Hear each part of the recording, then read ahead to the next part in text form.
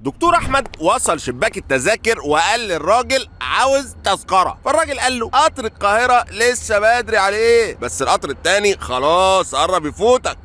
قطر ايه ده؟ قطر الكارير. قطر الكارير ازاي؟ مش حضرتك دكتور برضو؟ ايوه دكتور اسنان. حلو قوي. دلوقتي العالم كله اتطور، ما بقاش حد لسه بياخد مقاس الاسنان بالطريقه القديمه، دلوقتي بقى كله ديجيتال، ودكاتره كتير دلوقتي اتعلموا ديجيتال وطوروا من نفسهم واشتغلوا في اكبر العيادات وسافروا وانت لسه في مكانك.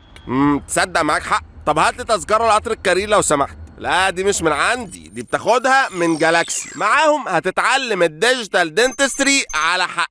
مجرد ما تشترك معاهم في الكورس فانت بتسلم نفسك ليهم، محاضرات اونلاين مدتها 4 ساعات ولازم تحضرها، ده غير ان في كويز وامتحان على كل محاضرة، وريكوايرمنتس في مكتبة حالات لازم تشتغل عليها وتبعتها ليهم يراجعوها. بس انا ما عنديش وقت، ما انا على يدك بسافر من هنا لهنا. ما هي المحاضرات اونلاين بس بتبقى لايف، وفي الوقت اللي يناسبك تقدر تشوفها في البيت او العيادة بدون زحمة مواصلات وتضييع وقت. والمحاضرات بتبقى متسجله ومتنظمه على الموقع، وبيبعتوا لك PDF منظم لكل محاضره وهاند اوت لكل اللي اتقال فيها، وبيراجعوا الريكوايرمنتس وبيردوا عليك في لحظتها وانت بتطبقها عشان ما توقفش على اي خطوه، وبيدوا لك بقى بعدها شهاده جالاكسي، فبيشهدوا ليك انك فعلا اتعلمت واتدربت ومستواك فوق الممتاز. هتخلص بقى يا استاذ، بقى لنا ساعه مستنيينك، كل ده بتحجز في تذكره؟ قطر جالاكسي اسرع قطر ديجيتال في مصر والوطن العربي، احجز دلوقتي.